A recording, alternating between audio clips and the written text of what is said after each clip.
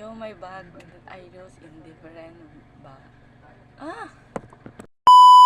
What's up guys? It's me again, Rika. So for today's video, mag-ano tayo na show my bag in different brands that I use. So ayun, no? Mag-uumpisa tayo dito sa maliit kong bag. Yun, ginagamit ko siya lagi guys. Tuwing magsisimba ako, ganyan. Panggala din. Next is itong Christian Dior. Maganda siya guys. Madalas ko na lang din magamit kasi iniingatan ko talaga siya. So ayan siya guys, Christian Dior.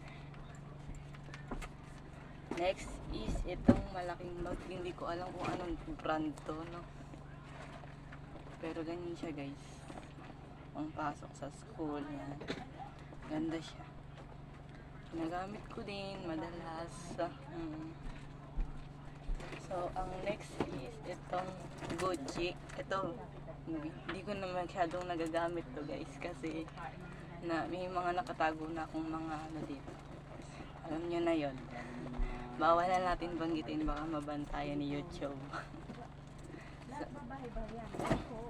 ang last is tote bag.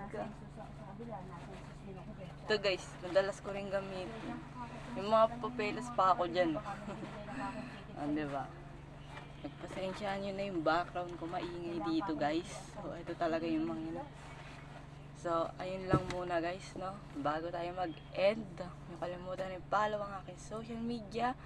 Mag-subscribe na rin kayo, i-click nyo na yung notification bell para updated kayo sa lahat ng videos ko. So yun lang na, see you on my next one.